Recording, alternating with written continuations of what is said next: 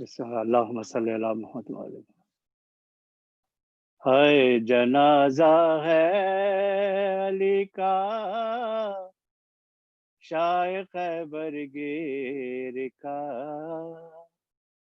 ہے جنازہ ہے علی کا، ہے جنازہ ہے علی کا شاہ خیبر گیر کا، ہے جنازہ ہے علی کا۔ ابن ملجم سے یہ بولے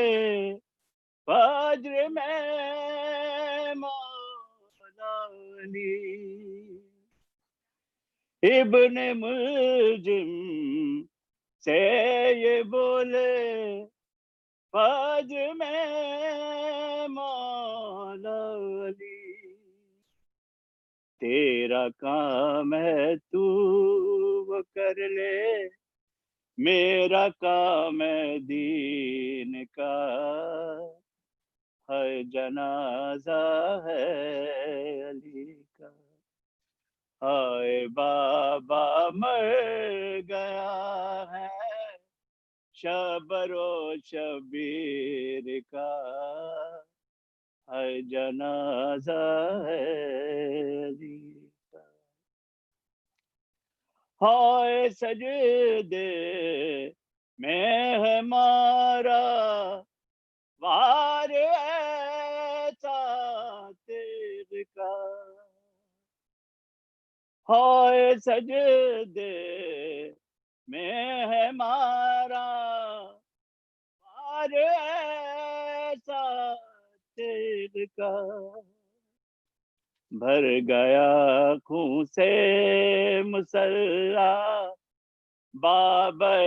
حسنین کا، ہے جنازہ ہے علی کا۔ ہائے بابا مر گیا ہے شبر و شبیر کا، ہے جنازہ ہے علی کا۔ رب کعبہ کی قسم میں آج ہویا کامیاب، رب کعبہ کی قسم میں آج ہویا کامیاب، زخم سے سجدے میں ان کا نعرہ تھا تکبیر کا، ہے جنازہ ہے علی کا، ہے جنازہ ہے علی کا۔ ہائے کیسا ظرف مولا آپ پر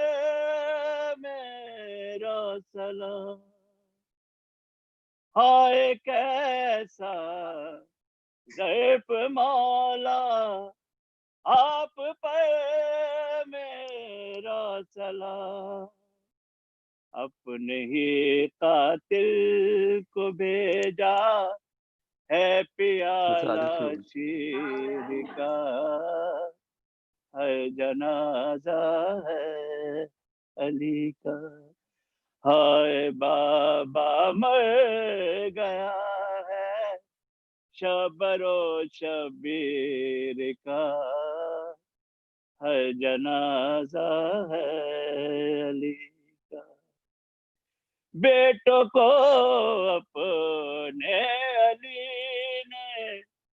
وقت رخصت یہ کہا، بیٹوں کو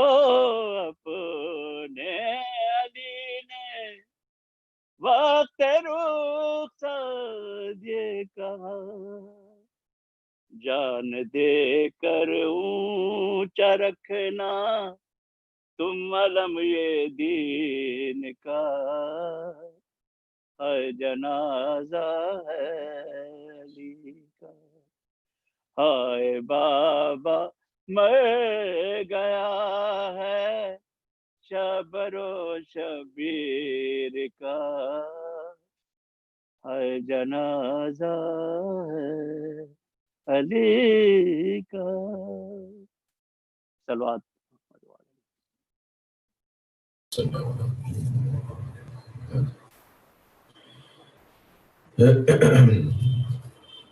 मैं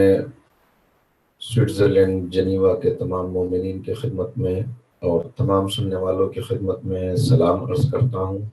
अस्सलामु अलैकुम वरहमतुल्लाहि वबरकातुहू।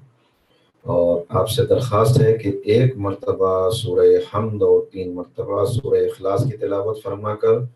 मरहूम गुलाम मोहम्मद इब्ने नूर मोहम्मद की रूह को ईसाल फरमा दें। बिस्मिल्लाहिर्रहमानिर्रहीम।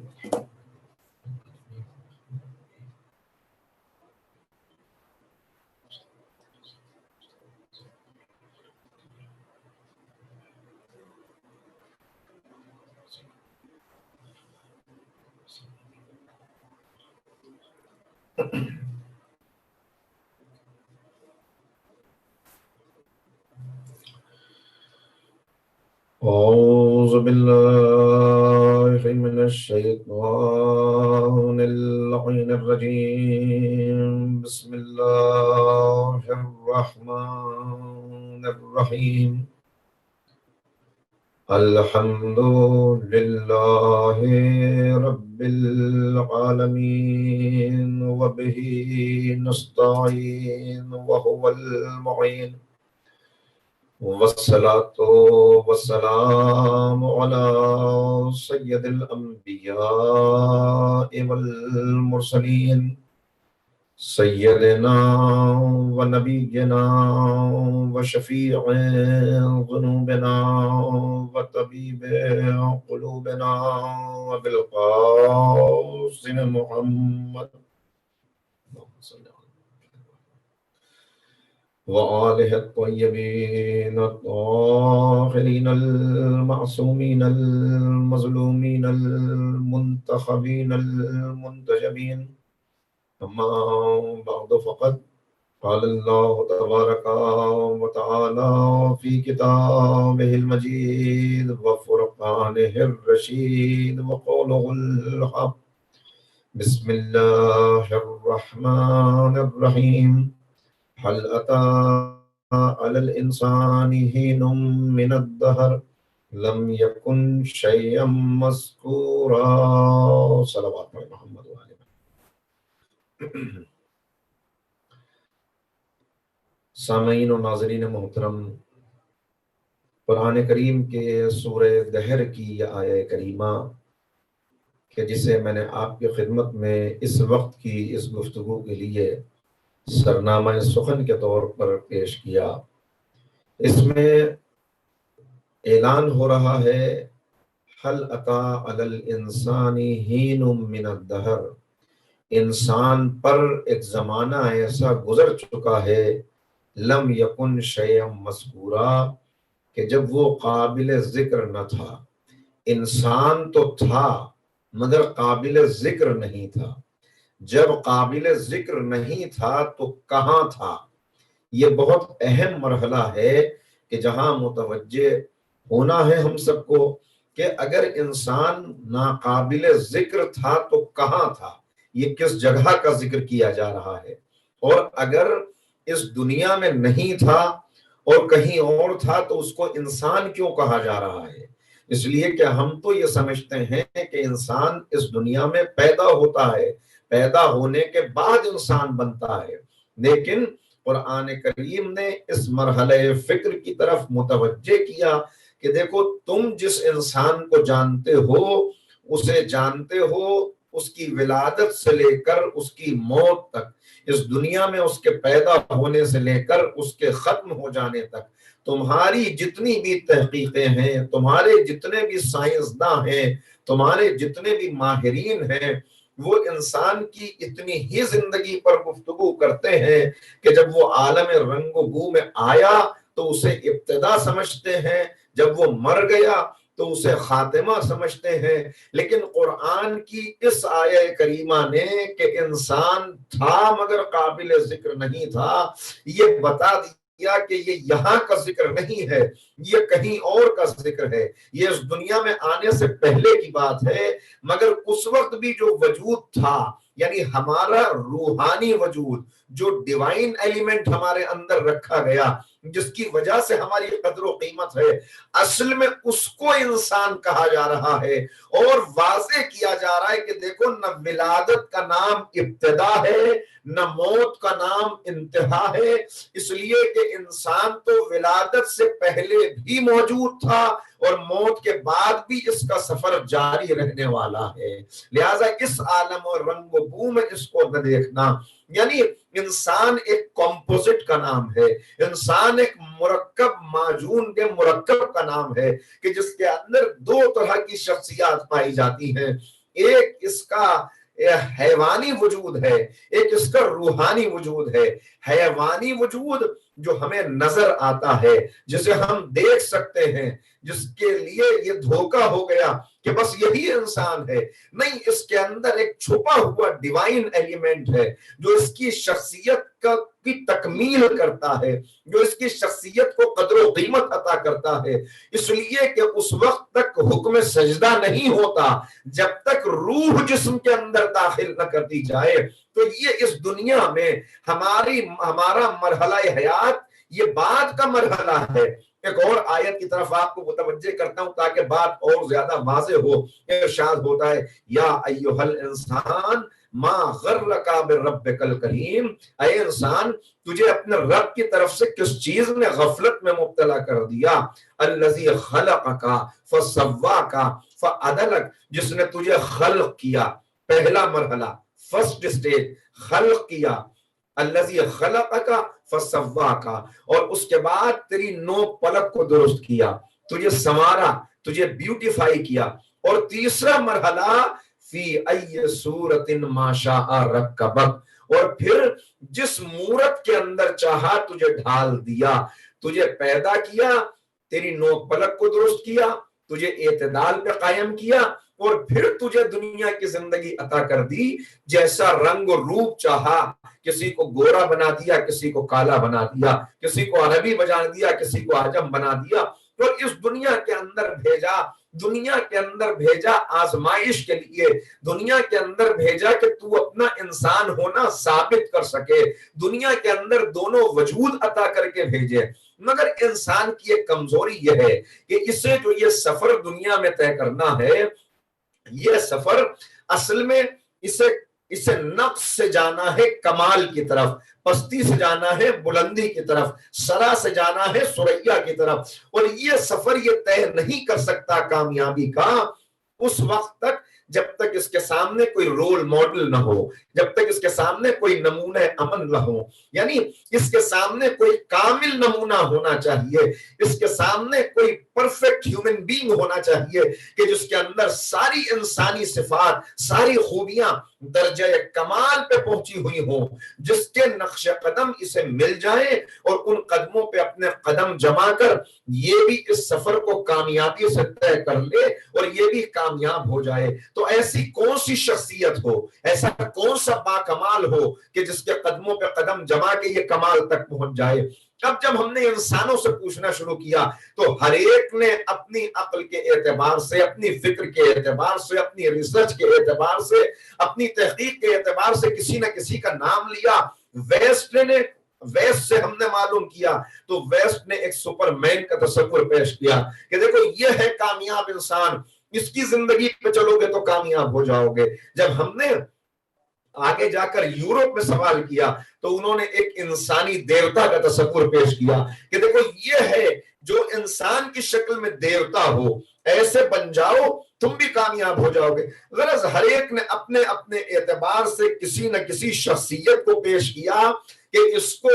سنبھال لو، اس کو اپنی زندگی میں اتار لو، تاکہ تم بھی کامیاب ہو سکو۔ ہم نے ان سب کو دیکھا، لیکن یہ مسئلہ ہے انسان کی کامیابی کا۔ زندگی ملی ہے مختصر، زندگی ملی ہے اس دنیا کی، آخرت کی زندگی کو کامیاب کرنے کے لیے۔ وَمَا الْحَيَاةُ الدُّنْيَا إِلَّا مَتَاعُ الْغُرُورِ، اللہ نے آخرت پہ دنیا کا پردہ ڈال دیا ہے۔ الَّذِي خَلَقَ الْمَوْتَ وَالْحَيَاةَ لِيَبْلُوَكُمْ أَيُّكُمْ أَحْسَنُ عَمَلًا، تمہیں اس دنیا کے اندر بھیجا ہے تاکہ اس عالم میں رنگ و بو میں دیکھا جا سکے، تمہیں آزما کر۔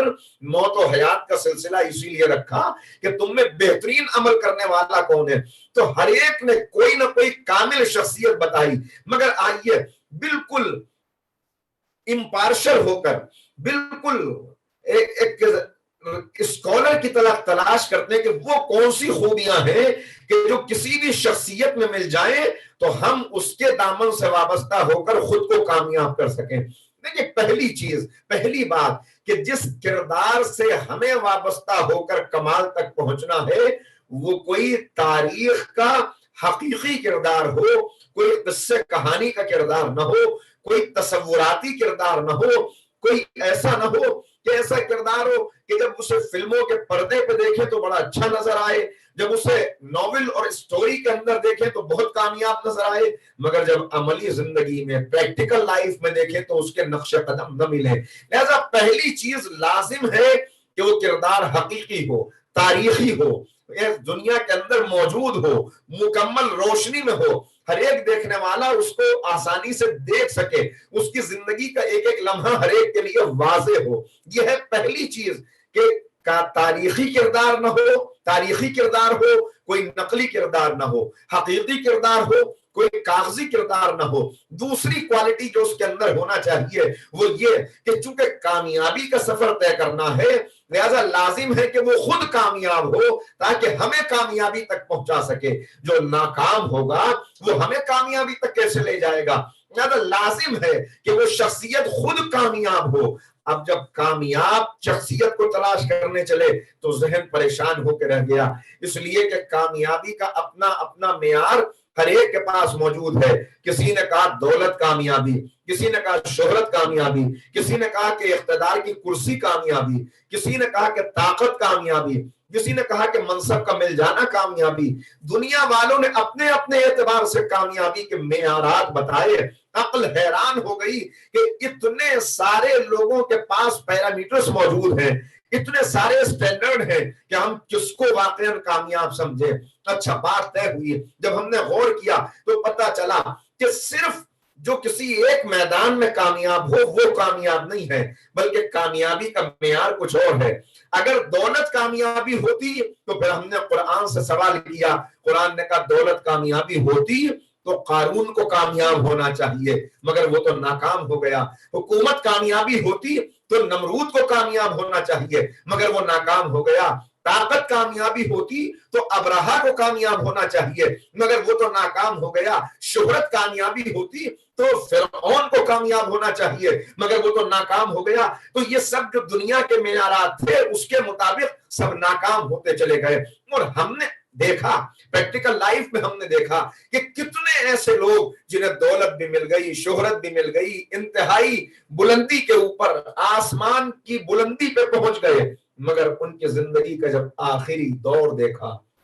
کتنے سیلیبریٹی ہیں، کتنے مشہور لوگ ہیں، تو ان کی زندگی آخر میں آ کے ڈرگز میں ڈوب جاتی ہے، شراب کے عادی بن جاتے ہیں، میں ڈپریشن اور انزائٹی کا شکار ہو جاتے ہیں، اپنی زندگی کا خاتمہ خودکشی کے ذریعے سے کر لیتے ہیں، سوسائڈ کر لیتے ہیں۔ تو پتا چلا کہ یہ چیزیں کامیابی تو ہیں مگر مکمل کامیابی نہیں ہے، یہ مکمل کامیابی نہیں ہے۔ کیوں مکمل کامیابی نہیں ہے؟ اس لیے کہ ان چیزوں کے ذریعے سے صرف انسان کا یہ حیوانی وجود بلند ہوتا ہے۔ اناٹمی کے اعتبار سے ہم میں اور حیوان میں کوئی زیادہ فرق نہیں ہے۔ تو اگر صرف ہم بھی اپنے جسم کے لیے، اپنے فزیکل ایگزسٹنس کے لیے صرف اور صرف بلندی کی کوشش کریں تو یہ ادھوری کامیابی ہے، یہ انسان کو مکمل کامیابی نہیں دیتی۔ تو پھر مکمل کامیابی کیا ہے؟ اب جو میں نے غور کیا تو سرکار سید الشہداء کی آواز آئی، امام حسین کا ایک فقرہ سنائی دیا، اے معبود جس نے تجھے پا لیا اس نے کھویا کیا؟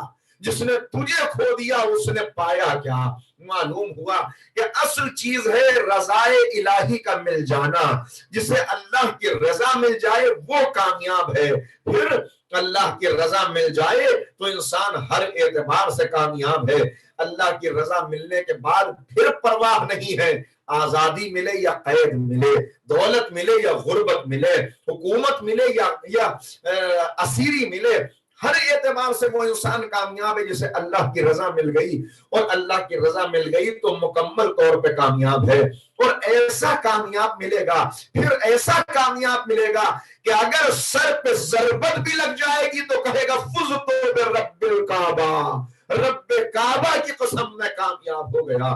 یہ ہے وہ کامیاب شخصیت، یہ ہے وہ نمونہ عمل، یہ ہے وہ رول ماڈل کہ جس کے ساتھ ہم اپنی زندگی کو وابستہ کریں گے تو ہماری زندگی بھی کامیاب ہو جائے گی. اے مولا، ضربت کھانے کے بعد کہہ رہے ہیں کہ میں کامیاب ہو گیا. آپ کب کامیاب نہ تھے؟ آپ کی زندگی کا کون سا لمحہ ناکام تھا؟ آپ تو ذوالعشیرہ میں بھی کامیاب تھے، بدر میں بھی کامیاب تھے، احد میں بھی کامیاب تھے، خندق میں بھی کامیاب تھے. ہم نے تو آپ کو ہر معرکے میں کامیاب دیکھا. بدر میں فاتح بدر کی حیثیت سے کامیاب تھے، خندق میں کل ایمان کا تاج لے کے کامیاب تھے، خیبر میں خیبر میں کرار غیر فرار کی سند لے کر کامیاب تھے. ہر اعتبار سے دیکھتے چلے جائیں، لافتہ کی سند لے کے کامیاب، ہر زندگی کا لمحہ کامیاب تھا. مگر اس وقت نہیں کہا کہ میں کامیاب ہو گیا. نہ خیبر میں یہ نعرہ لگایا، نہ خندق میں نے یہ نعرہ لگایا، نہ کسی اور مرحلے پر یہ نعرہ لگایا، بلکہ حالت سجدہ میں جب سر پہ ضربت لگی تب کہا کہ میں کامیاب ہو گیا. مولا کیا مطلب؟ امیر المومنین بتانا چاہتے ہیں کہ تمہاری زندگی کا اگر کوئی ایک لمحہ، زندگی کا ایک حصہ کامیاب ہو جائے تو یہ کامیابی نہیں ہے. کامیابی یہ ہے کہ ابتدا سے انتہا تک کامیابی ہو. کامیابی یہ ہے کہ زندگی کا ہر مرحلہ رضائے الہی کے لیے گزرے. کامیابی یہ ہے کہ قرآن سند دے دے. وَمِنَ النَّاسِ مَن يَشْرِي نَفْسَهُ ابْتِغَاءَ مَرْضَاتِ اللَّهِ. اور بندوں میں کچھ ایسے ہیں جو سو کر اللہ کی مرضی کو خرید لیتے ہیں، اور جسے اللہ کی مرضی مل جائے. مومنین سے بھی اللہ یہی وعدہ لینا چاہتا ہے، ان اللہ اشترى من المؤمنین انفسهم واموالهم بان لهم الجنہ. اللہ نے مومنوں کے مال کو اور مومنوں کی جان کو خرید لیا ہے جنت کے عوض. تو کامیابی کیا ہے؟ کامیابی یہ ہے کہ اللہ کی رضا مل جائے. اچھا یہ ہوئی. اس کے بعد آئیے دیکھیں تو پتہ چلا کہ رول ماڈل ہمارا وہ ہو سکتا ہے کہ پہلی چیز وہ حقیقی شخصیت ہو، دوسری چیز وہ خود کامیاب ہو اور اس کی زندگی کا ہر لمحہ کامیاب ہو، تیسری چیز ہماری کمزوری، ہماری ابتدا، دنیاوی زندگی میں ہمارا آغاز. پھر اس کی حقیقت قرآن کریم نے بتائی، واللہ اخرجکم من بطون امہاتکم لا تعلمون شیئا. جب تم اپنے ماؤں کے بطون سے ظاہر ہوئے، جب تم اس دنیا میں پیدا ہوئے تو تم کچھ جانتے نہیں تھے. تمہارا آغاز سفر ہے نہ جاننا. تمہاری زندگی کا سٹارٹنگ پوائنٹ ہے نہ جاننا، یعنی جہالت. یعنی ایک اعتبار سے اپنے آپ کو تاریکی میں رکھنا، اور تاریکی سے تمہارا سفر شروع ہوتا ہے نور تک، نہ جاننے سے جاننے تک، جہالت سے علم تک. اور علم کی کوئی حد نہیں ہے. علم ایک سمندر کی طرح ہے جس کی گہرائی کو کوئی ناپ نہیں سکتا. علم ایک اسٹریٹ لائن ہے، ایک خط مستقیم ہے کہ جس کی سٹارٹنگ پوائنٹ سے چلنے والا چلا. جو جتنے قدم اس لائن پہ آگے بڑھ گیا وہ اتنے کا عالم ہو گیا. مگر مکمل کا عالم کوئی انسان نہیں ہو سکتا. انسانوں کے اندر، عام انسانوں میں صلاحیت نہیں کہ وہ مکمل کے عالم بن جائیں. کیوں؟ اس لیے کہ قرآن نے ان کی حقیقت بیان کر دی. کیا کہہ کے بیان کی؟ بتا دیا، وَمَا أُوتِيتُم مِّنَ الْعِلْمِ إِلَّا قَلِيلًا. ہم نے تمہیں قلیل علم عطا کیا ہے. تو انسان کتنی ہی کوشش کر لے، پوری زندگی اپنی لگا دے تو بھی اس کا علم قلیل علم ہوتا ہے. پھر یہ علم ہمیشہ اس کے ساتھ نہیں رہتا. نہ جانے زندگی کے کس مرحلے کے اوپر یہ علم ساتھ چھوڑ جائے. انسان پوری محنت اور کوشش کے ساتھ علم حاصل کرتا ہے، لیکن ایک عمر ایسی آتی ہے جب یہ ضعیف ہو جاتا ہے تو اب جو علم حاصل کیا ہے وہ تو دور کی بات ہے، بہت سی مرتبہ اسے اپنا نام یاد نہیں رہتا، یہ اپنی اولاد کو پہچان نہیں سکتا، یہ اپنے گھر کو بھول جاتا ہے، کھانا کھایا بھول گیا، کچھ دیر کے بعد یاد نہیں رہا۔ یعنی انسان کی کمزوری یہ ہے کہ ایک تو اسے مکمل علم نہیں مل سکتا، دوسرے اس کے پاس علم ہمیشہ رہ نہیں سکتا، ایک مرحلے کے پر آ کے علم آپ سے جدا ہو جائے گا، حاصل کرے گا گریجولی، آہستہ آہستہ ملے گا، چھن جائے گا گریجولی یا اچانک، کیسے بھی چھن سکتا ہے۔ تو پتا چلا کہ انسان کی کمزوری ایک تو مکمل علم نہیں، تو اگر ایسے ہی کسی انسان کو اپنا رہبر بنا لیا جائے جسے مکمل کا علم نہ ہو، جو کسی بھی لمحے چھوٹ سکتا ہو، اسی لیے علم کی بڑی فضیلت بیان کی گئی، اور قرآن کریم نے اور ائمہ طاہرین نے بار بار کہا کہ دیکھو علم کو اپنا ساتھی بنانا، اہل علم کا دامن نہ چھوڑنا۔ مولا کائنات نہج البلاغہ میں فرماتے ہیں کہ اے کمیل، وصیت کرتے ہوئے کہ علم سے وابستہ رہنا، مال والوں کے پیچھے نہ جانا، اس لیے کہ مال اگر ناجائز طریقے سے آیا ہو، مال انسان کو زندگی میں مردہ کر دیتا ہے، علم انسان کو مرنے کے بعد بھی زندہ رکھتا ہے۔ قبر میں چلا گیا، تاریکیوں میں قبر کی ہے، مٹی میں دب گیا، لیکن جب تک اس کی کتاب زندہ ہے، جب تک اس کی تھیوری موجود ہے، جب تک اس کی ریسرچ موجود ہے، اس وقت تک یہ زندہ ہے، یہ ہمیشہ زندہ رہے گا، اس کا حوالہ آتا رہے گا۔ تو پتا چلا کہ جاہل ہیں، جہالت سے شروع کرنا ہے، علم تک پہنچنا ہے، کمال علم کی منزل تک ہم پہنچ نہیں سکتے۔ اپنے جیسے اگر کسی کو رہبر بنا لے تو اس کے پاس مکمل علم ہے نہیں، تو پھر کس سے علم لیں، کس کو رہبر بنائیں؟ قرآن نے اس حقیقت کو بھی واضح کیا کہ بل ہوا آیات بینات فی صدور الذین اوتوا العلم۔ یہ آیت آپ پڑھیں گے ابھی سورہ عنکبوت جب پڑھیں گے شب قدر کے اعمال میں، تو اس میں تعارف کرایا گیا کہ انسانوں میں کچھ ایسے ہیں جن کے سینے علم کے خزینے ہیں، جنہیں علم دیا گیا ہے، جن کے رگ و ریشے میں علم ہے، اعضاء و جوارے میں علم ہے۔ جیسے پانی سے نمی الگ نہیں ہو سکتی، جیسے سورج سے روشنی الگ نہیں ہو سکتی، جیسے نمک سے نمکینیت الگ نہیں ہو سکتی، ایسے یہ وہ ہستیاں ہیں جو وہاں سے علم لے کر آئے ہیں، جن کے اعضاء و جوارے میں علم ہے، ان سے علم الگ نہیں ہو سکتا۔ رگ و ریشے میں علم، ذہن میں علم، قلب میں علم، اعضاء و جوارے میں علم، خون کے قطروں میں علم، ایسا علم ہے کہ اگر سر و تن میں جدائی کر دی جائے تو سر نو کے نیزہ سے تلاوت قرآن کر کے بتاتا ہے کہ علم کو الگ نہیں کیا جا سکتا۔ تو ایسی شخصیات سے علم لینا، کس سے وابستہ ہونا ہے؟ بس مختصر بات کر کے کہوں کہ دنیا میں ہر چیز کا ماہر پایا جاتا ہے، لیکن ایک عالم کے پاس آپ جائیں، کسی بھی اسپیشلسٹ کے پاس آپ چلے جائیں، وہ دیکھے گا اور پھر اگر اس کی فیلڈ کا کیس نہیں ہے تو وہ ریفر کر دے گا کہ بھائی فلاں اسپیشلسٹ کو دکھائیے۔ یہ اس کا ریفر کرنا خود اعتراف جہالت ہے کہ میں جانتا ہوں مگر مکمل نہیں جانتا۔ مولا فرماتے ہیں، نہج البلاغہ میں غالباً یہ جملہ ہے یا کسی اور خطبے میں نے دیکھا کہ مولا فرماتے ہیں کہ انسان کے علم کی انتہا اعتراف جہالت ہے، ایڈمٹ کر لیتا ہے کہ میں سب نہیں جانتا، اعتراف جہالت۔ تو مولا سے سوال کیا کہ مولا جب انسان کے علم کی انتہا اعتراف جہالت ہے تو پھر عالم اور جاہل میں فرق کیا ہے؟ تو امام مسکرائے اور کہا کہ فرق یہ ہے کہ عالم کو یہ پتا ہوتا ہے کہ میں جاہل ہوں، جاہل کو یہ بھی نہیں پتا ہوتا کہ میں جاہل ہوں، لہٰذا وہ ہمیشہ اسی نشے میں مبتلا رہتا ہے، اسی غلط فہمی میں رہتا ہے کہ میں بہت پڑھا لکھا ہوں۔ عالم کو پتا ہوتا ہے میری حد اتنی ہے۔ لہٰذا اب بات کو مختصر کروں، اس کا مطلب یہ ہوا کہ کوئی بھی دنیا میں دعوی علم نہیں کر سکتا۔ اگر کوئی دعوی علم نہیں کر سکتا سوائے ان کے کہ جن کا تعارف الگ سے کرا دیا گیا کہ انہیں علم دیا گیا ہے۔ اب ہم نے تلاش کیا کوئی دعوی علم کرتا ہوا نظر آئے گا، دعوی علم کرتا کوئی نظر نہ آیا، مگر ہاں کوفے کے منبر سے ایک آواز آئی، سلونی سلونی قبل ان تفتونی، آؤ مجھ سے پوچھ لو قبل اس کے کہ تم مجھے کھو دو، قبل اس کے کہ میں تمہارے درمیان نہ رہوں۔ تو اب جملہ کہوں، اس کا مطلب یہ ہوا کہ بات طے ہو گئی، دنیا والے جانتے ہیں مگر کچھ کچھ جانتے ہیں، اگر کچھ جاننا ہے تو در در جائیے، سب کچھ جاننا ہے تو در حیدر پہ آئیے۔ ایک سلامات پڑھ لیں محمد و آل محمد پر۔ تو بس عزیزو، یہ تین باتیں، اس سے زیادہ کا آج کا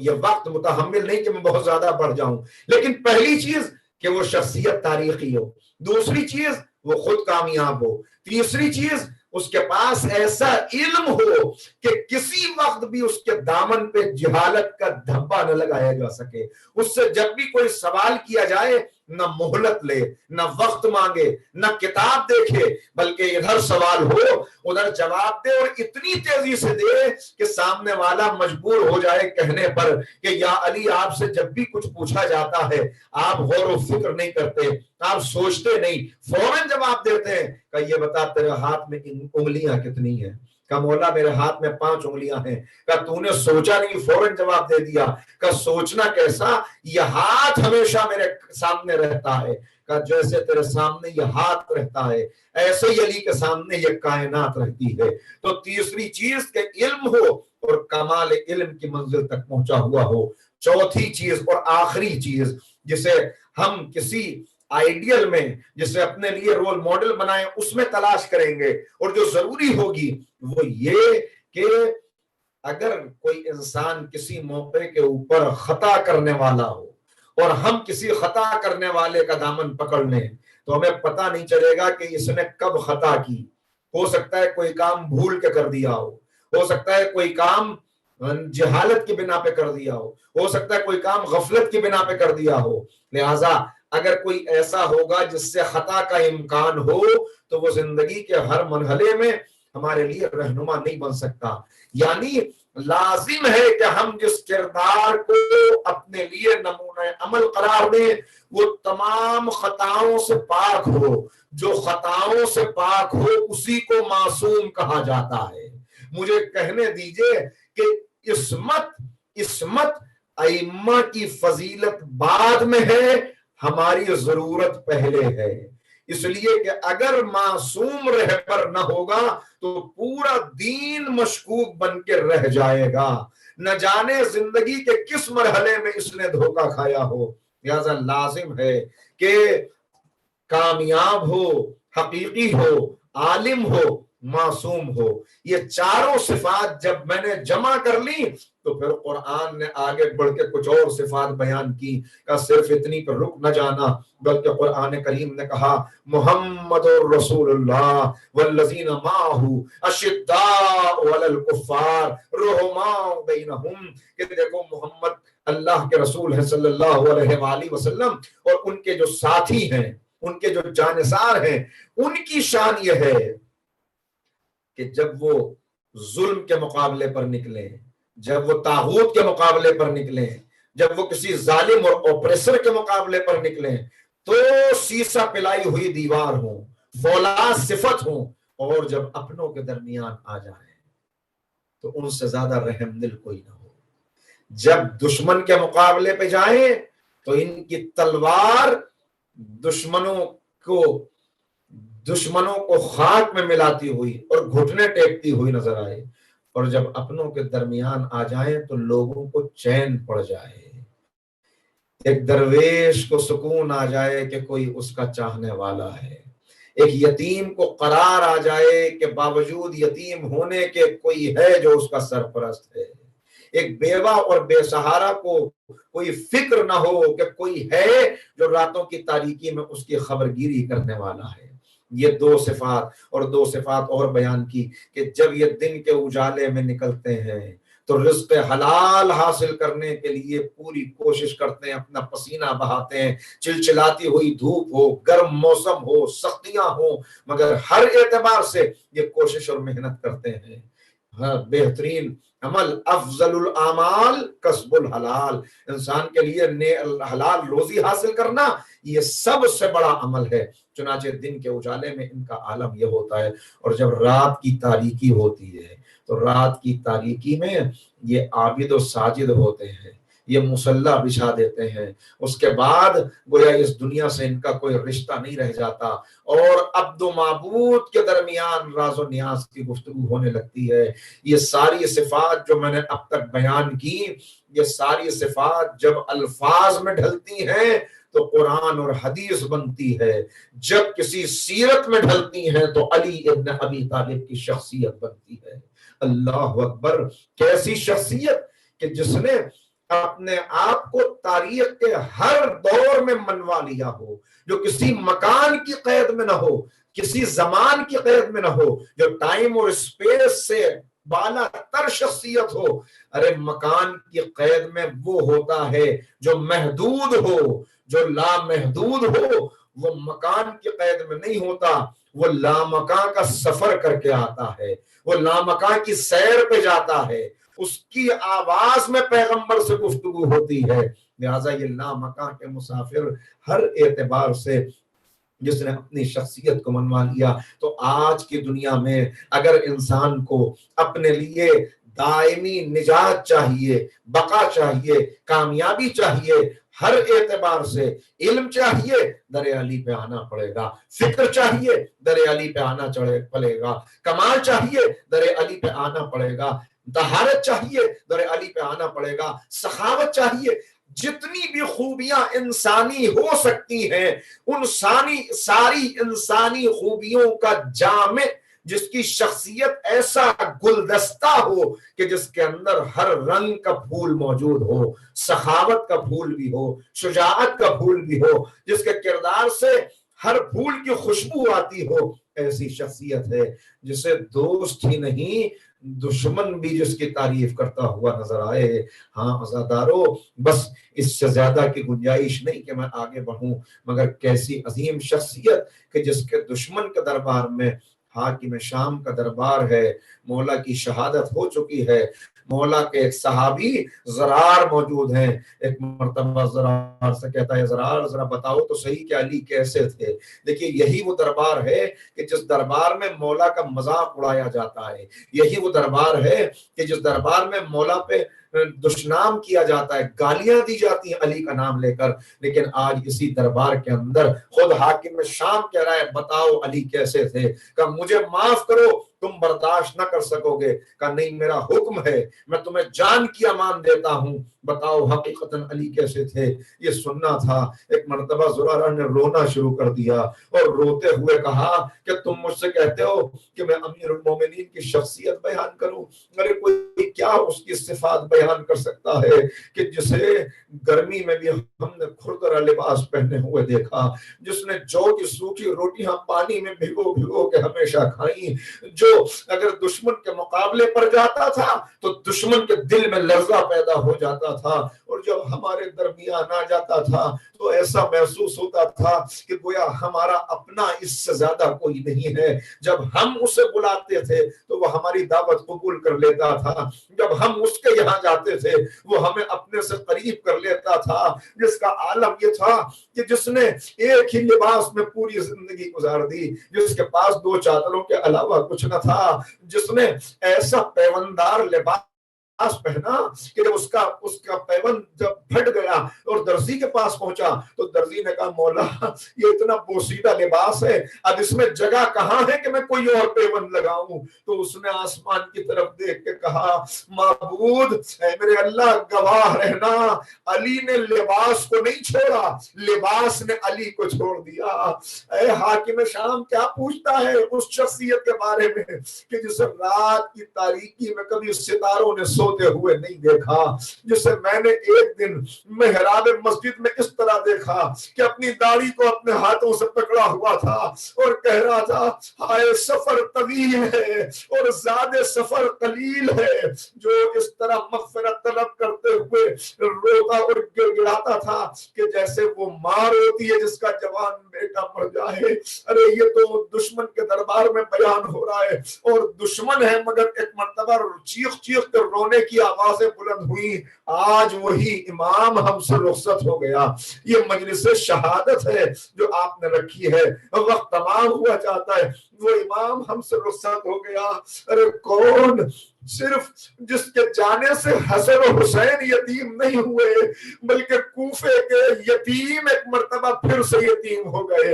جس کے جانے سے محراب و منبر یتیم ہو گئے، جس کے جانے سے تمام علمی میدان یتیم ہو گئے، جس کے جانے سے قرآن یتیم ہو گیا۔ اللہ اکبر! یہ کون چلا گیا اور کس عالم میں گیا جس کی گواہی دشمن بھی دیتا ہو؟ کیا عالم ہے میرے مولا کا! غزادارو، شب ضربت کے مصائب آپ نے سنے ہیں، وہ مصائب دہرانے نہیں مگر صرف اتنا عرض کرتا ہوں کہ جب مولا مسجد میں پہنچے اور دیکھا کہ سب سوئے ہوئے ہیں تو اپنے قاتل کو بھی بیدار کر کے کہا کہ وقت نماز ہے، اٹھ جا۔ علی اسے کہتے ہیں جو اپنے قاتل کو بھی بے نمازی نہ دیکھ سکے، جو اپنے قاتل کو آخری وقت میں بھی حکم شریعت بتا رہا ہو کہ ایسے اوندھے منہ نہ لیٹا کر، شریعت اس کی اجازت نہیں دیتی ہے۔ اور اس کے بعد مولا نماز کے لیے کھڑے ہوئے۔ ارے کوئی کہتے، کوئی کچھ روایات بتاتی ہیں کہ نافلہ شب تھی، کچھ روایات کہتی ہیں کہ نماز فجر تھی، بہرحال پہلی رکعت کا دوسرا سجدہ تھا، امام کا سر سجدے سے اٹھ رہا تھا کہ ظالم نے ایسا بھرپور وار کیا کہ سر دو پارا ہو گیا۔ ارے ایک تو تلوار اور پھر زہر میں بجھی ہوئی تلوار، آواز بلند ہوئی، قلتو رب الکعبہ، اور ادھر جبرائیل کی آواز آئی، ارکان ہدایت منہدم ہو گئے، وصی مصطفیٰ شہید ہوئے، قتل الوصی مصطفیٰ، قتل علی المرتضیٰ، علی مرتضیٰ شہید ہوئے، سیاہ آندھیاں چلی، قندیلیں آپس میں ٹکرائیں، زمین کو زلزلہ آیا۔ ارے ادھر سے حسن و حسین دھوڑے، ادھر سے سیدانیاں پریشان ہوئی، چاہنے والے نکل پڑے، کوفے میں کوہرام بپا ہو گیا۔ امام حسن پہنچے تو بابا کو اس عالم میں دیکھا کہ خاک مسجد کو اپنے زخم میں ڈال رہے ہیں۔ کہا بابا یہ کس نے کیا؟ کہا بیٹا قاتل ابھی آتا ہوگا۔ قاتل کو گرفتار کر کے لایا گیا۔ امام نے دیکھا کہ آنکھوں میں حلقے ہیں، خوف کی وجہ سے چہرہ زرد ہے۔ ایک سوال کیا، کیا میں تیرا اچھا امام نہ تھا؟ اس نے سر جھکا کے کہا آپ تو اچھے امام تھے مگر جسے جہنم پکار رہا ہو وہ کیا کرے؟ اس کے بعد کا حسن میرے لال، اس کے ہاتھ بڑے کس کے باندھے ہوئے ہیں، اس کی رسیاں کھول دو۔ میں کہوں گا مولا یہ کوفہ ہے 40 ہجری کا کوفہ کہ جہاں آپ کو اپنے قاتل کے ہاتھوں میں رسیاں پسند نہیں ہیں، مگر 61 ہجری کا کوفہ ہوگا۔ آپ کی بیٹیاں زینب و کلثوم ہوں گی، سیدانیاں ہوں گی، بازو بندھے ہوں گے، نامحرموں کا مجمع ہوگا۔ کوفے والوں کو وصیت کر دیجئے مولا کہ جب میری بیٹیاں اسیر ہو کے آئے کوئی چادر دے دینا، اس لیے کہ چادریں لٹ چکی ہوں گی۔ لیجیے امیر المومنین کو گھر لایا گیا۔ 2 دن کیسے گزرے؟ بس آخری منظر سن لیجئے، 2 دن کیسے گزرے بس سمجھ لیجئے امام بستر پر تڑپ رہے تھے اور چاہنے والے گھر کے باہر بیٹھے ہوئے تھے۔ گھر والوں کا عالم یہ تھا کہ کون ایسے میں کھانا کھاتا،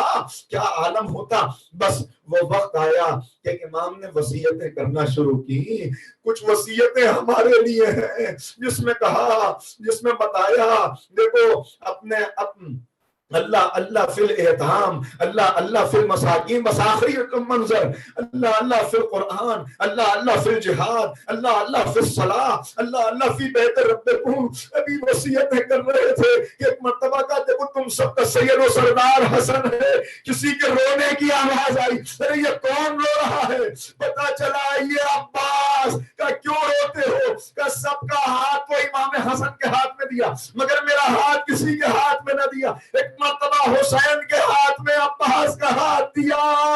کہا میرے لال حسین کا خیال کرنا، حسین سے کہا عباس کا خیال کرنا۔ اور اس کے بعد وہ وقت آیا کہ امام نے آخری سانسیں لی، امام دنیا سے رخصت ہوئے۔ آخری منظر یہ تھا کہ بڑے دھوم سے جنازہ اٹھا، مگر کیسے تابوت اٹھا کہ آگے سے بیٹوں نے اٹھایا ہوا تھا، پیچھے سے تابوت خود بلند تھا۔ میں ہاتھوں کو جوڑ کے کہوں اے مولا آپ کا تابوت تو اٹھ گیا مگر ہائے غریب زہرا، ہائے آپ کا بیٹا حسین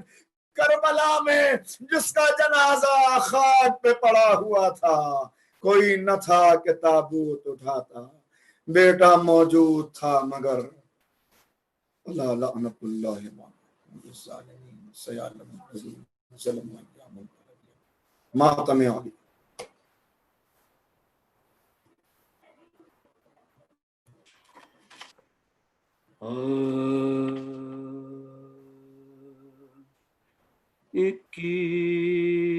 اکیسویں کی رات قیامت کی رات تھی، سادات پر بلا کی مصیبت کی رات تھی، محشر کی صبح تھی کہ شہادت کی رات تھی، بیٹوں سے بوتراب کے رخصت کی رات تھی، بیٹوں سے بوتراب کے رخصت کی رات تھی، کہتے تھے دل کو نیم ہے،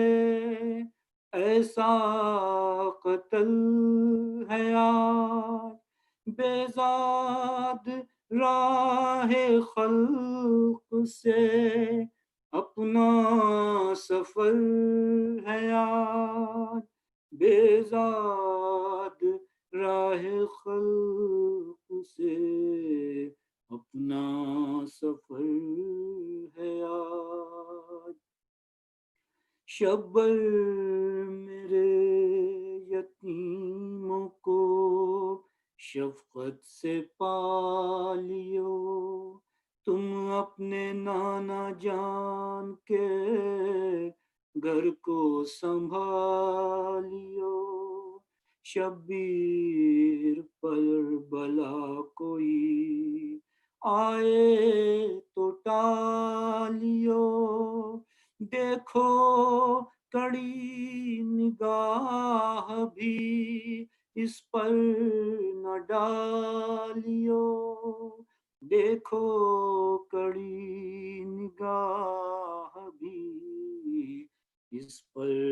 نہ ڈالیو، اس سال حال چاہیے تم کو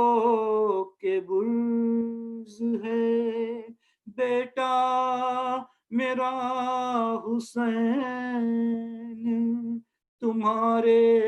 سپرد ہے، بیٹا میرا حسین تمہارے سپرد ہے. لو مومنو امام کی رحلت قریب ہے، ہنگام حشر وقت قیامت قریب ہے، آقا کی تم غلاموں سے رخصت قریب ہے، باغ جہاں بعید سے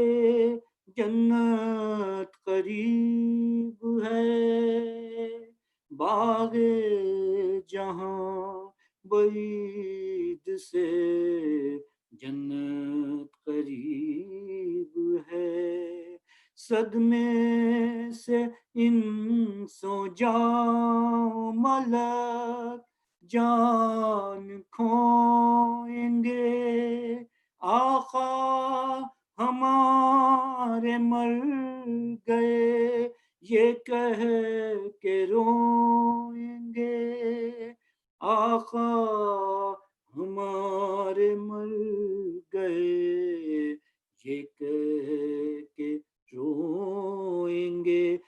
ایک بار غش سے چونکے بیٹوں سے یہ کہا بغلوں میں ہاتھ دے کے اٹھاؤ مجھے میرے لینے کو جنت سے مصطفیٰ یہ بات کہہ کے غش ہوئے پھر شاہ لافتہ یہ بات کہہ کے غش ہوئے پھر شاہ لافتہ کچھ رات باقی تھی کہ جہاں سے گزر گئے غل پڑ گیا کہ ہے درے کرار مر گئے غل پڑ گیا کہ ہے درے کرار مر گئے اس کی سوی کی رات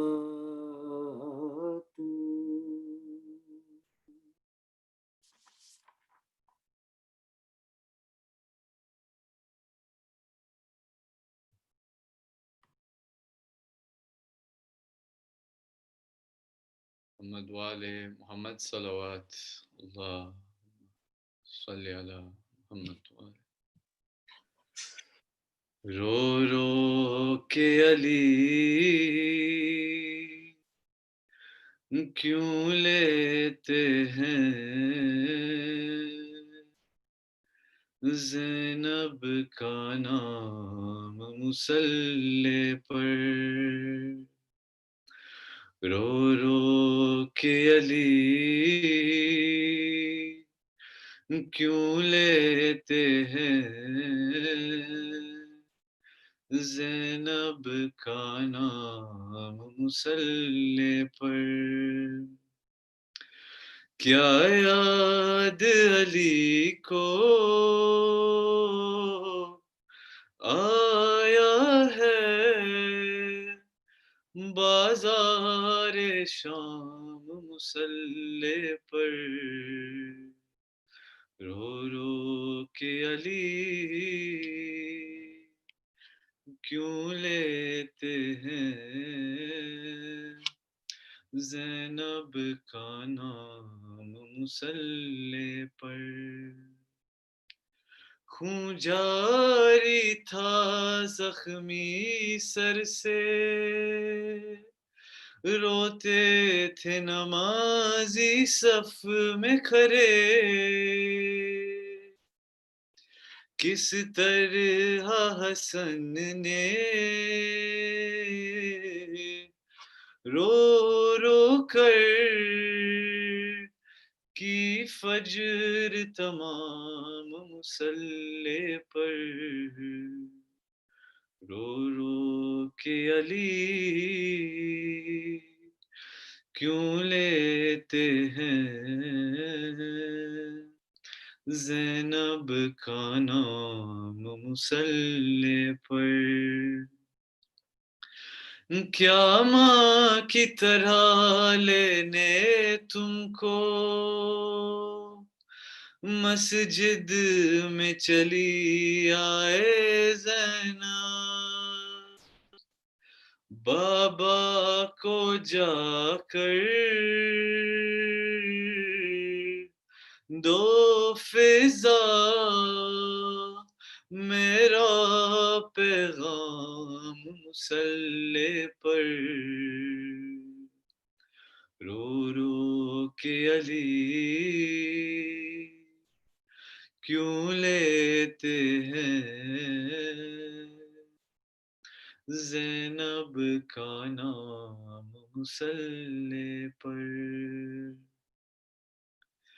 زخمی پہلو جب یاد آیا زخمی پیشانی بھول گیا زہرا کی مصیبت پر رویا مظلوم امام مصلی پر رو رو کے علی کیوں لیتے ہیں زینب کا نام مصلی پر اس غیرت دار کی غربت پر روتی ہے علی کی غربت بھی 40 برس جو کہتا رہا الشام الشام مصلی پر رو رو کے علی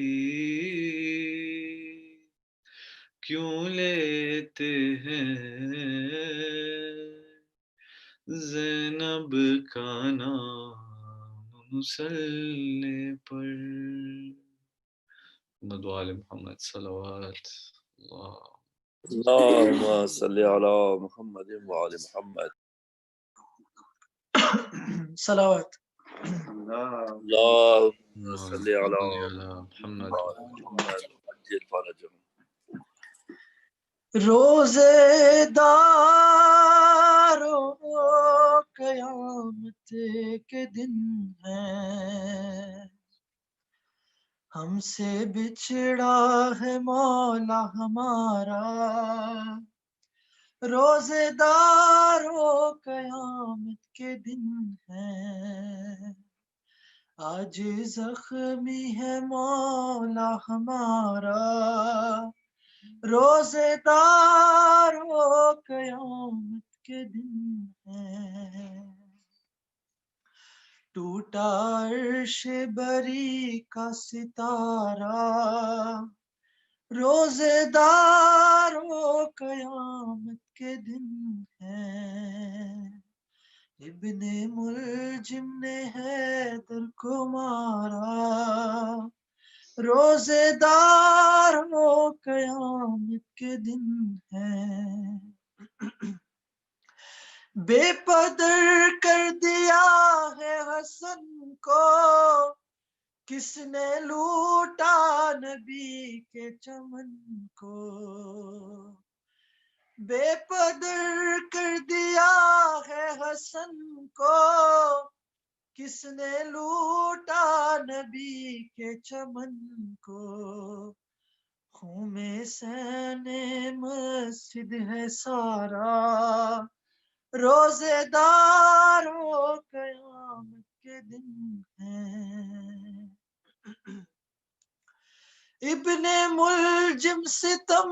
کیسا ڈھایا قبر میں سیادہ کو رلایا ابن ملجم ستم کیسا ڈھایا قبر میں سیدہ کو رلایا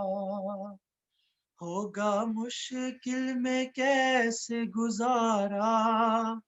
روزے دارو قیامت کے دن ہے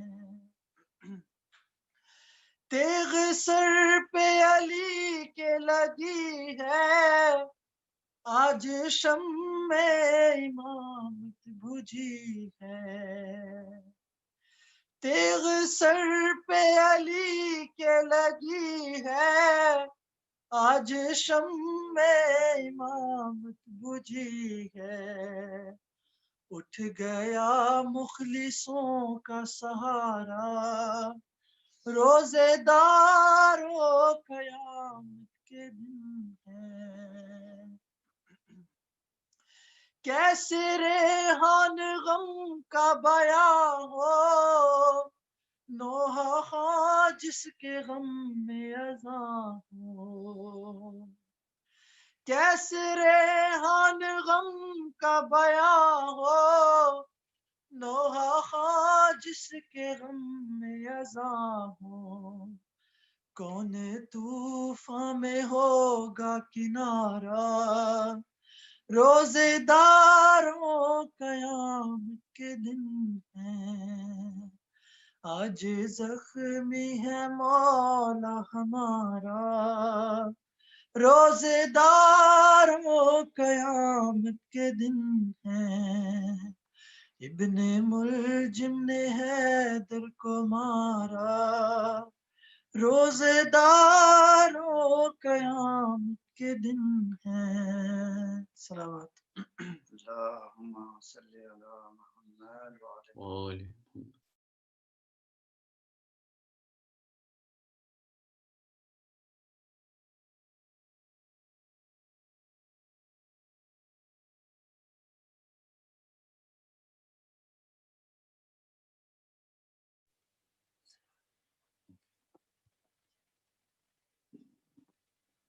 ویڈیو نہیں آ رہی، کیا کہہ رہے ہیں؟ ویڈیو نہیں آ رہی، ویڈیو ہوسٹ اوکے جی۔ بسم اللہ الرحمن الرحیم۔ یہ جنازہ ہے علی کا، شاہ خیبر گیر کا، یہ جنازہ ہے علی کا، یہ جنازہ ہے علی کا، شاہ خیبر گیر کا، یہ جنازہ ہے علی کا، آج بابا مر گیا ہے شبر و شبیر کا، یہ جنازہ ہے علی کا، یہ جنازہ ہے علی کا، شاہ خیبر گیر کا، یہ جنازہ ہے علی کا، فاطمہ زہرا کے مرقد سے صدا آنے لگی ہے، صدا زہرا کے مرقد سے صدا آنے لگی ہے، صدا آنے لگی، یہ مصائب رہ گیا تھا کیا میری تقدیر کا، یہ جنازہ ہے علی کا، یہ جنازہ ہے علی کا، شاہ خیبر گیر کا، یہ جنازہ ہے علی کا، یا رسول اللہ یہ جبریل نے رو کر کہا، ہائے یہ رو کر کہا، یا رسول اللہ یہ جبریل نے رو کر کہا، ہائے یہ رو کر کہا، ایک حلقہ اور ٹوٹا نور کی زنجیر کا، یہ جنازہ ہے علی کا، یہ جنازہ ہے علی کا، شاہ خیبر گیر کا،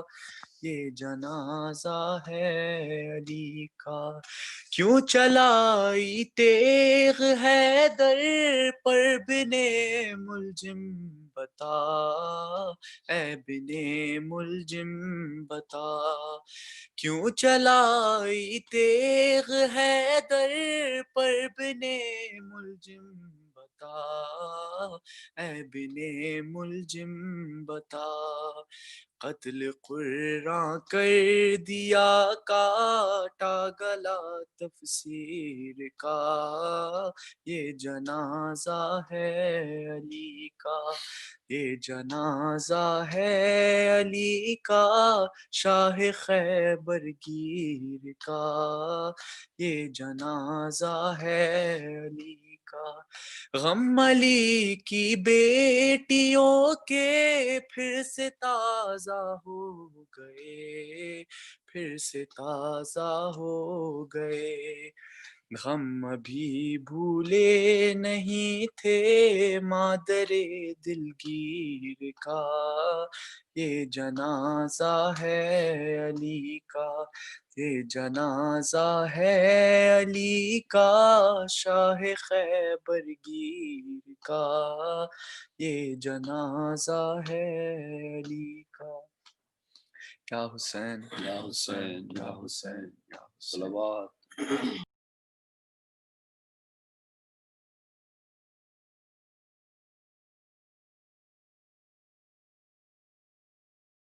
پر محمد و آل محمد صلوات۔ اللہ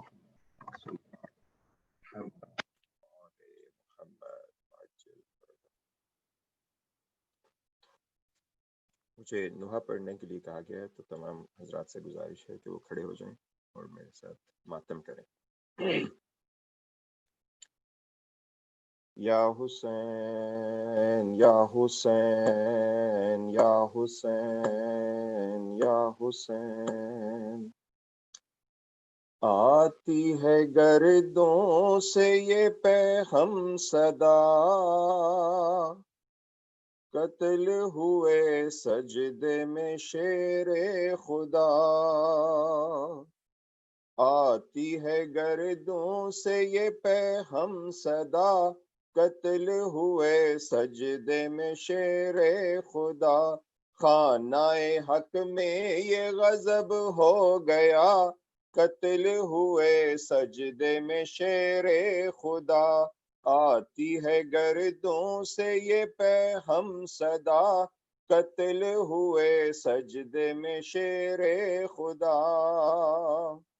غم سے ہے زینب نے ڈھال، غم سے ہے زینب نے ڈھال، کھول دیے سر کے بال، کھول دیے سر کے بال، کہتی ہے وہ پرملال، کہتی ہے وہ پرملال، دیکھو تو بابا کا حال، دیکھو تو بابا کا حال، دیتے ہیں جبریل یہ کیسی صدا، قتل ہوئے سجدے میں شیر خدا،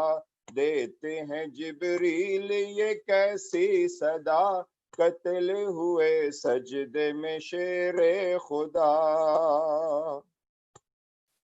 دیکھو تو حسنین جاؤ، دیکھو تو حسنین جاؤ، بابا کو گھر میں تو لاؤ، بابا کو گھر میں تو لاؤ، ایسا لگا سر پہ گھاؤ، ایسا لگا سر پہ گھاؤ، مجھ کو خدا را بتاؤ، مجھ کو خدا را بتاؤ، پوچھو تو جراح سے ہوگی شفا، قتل ہوئے سجدے میں شیر خدا، پوچھو تو جراح سے ہوگی شفا، قتل ہوئے سجدے میں شیر خدا،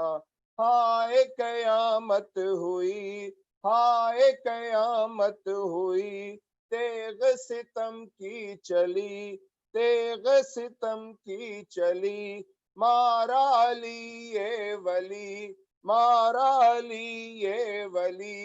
گریا ہے روح نبی، گریا ہے روح نبی، کیسی لعینے یہ کی جور و جفا، قتل ہوئے سجدے میں شیر خدا، کیسی لعینے یہ کی جور و جفا، قتل ہوئے سجدے میں شیر خدا، اے میرے زخمی امام، اے میرے زخمی امام، تم پہ درود و سلام، تم پہ درود و سلام، خوب کی تبلیغ عام، خوب کی تبلیغ عام، دے دیا قاتل کو جام، دے دیا قاتل کو جام، ہوگا انہی سے ایسا کوئی پیشوا، قتل ہوئے سجدے میں شیر خدا، ہوگا انہی سے ایسا کوئی پیشوا، قتل ہوئے سجدے میں شیر خدا، یا حسین حسین یا حسین حسین یا حسین یا حسین یا حسین یا حسین یا حسین شبیر کی وہ لاڈلی شبیر کی وہ لاڈلی سینے پہ جو شاہ کے پلی سینے پہ جو شاہ کے پلی جس کی ابا بن میں جلی جس کی ابا بن میں جلی منہ پر تماچوں کے نشان مولا حق امام یا حسن یا حسین مولا حق امام یا حسن یا حسین یا حسین یا حسین وہ عابد بیمار تھا وہ عابد بیمار تھا چلنے سے جو لاچار تھا چلنے سے جو لاچار تھا اور شام کا بازار تھا اور شام کا بازار تھا اور مصطفیٰ کی بیٹیاں مولا حق امام یا حسن یا حسین مولا حق امام یا حسن یا حسین یا حسین یا حسین یا حسین یا حسین حسین یا حسین یا اللہم صلی علی محمد وآل محمد متوجہ زیارت اللہم صلی علی محمد وآل السلام علیک یا نبی اللہ السلام علیک یا رسول اللہ السلام علیک یا خاتم المرسلین السلام علیک یا رحمت للعالمین السلام علیکم ورحمۃ اللہ وبرکاتہ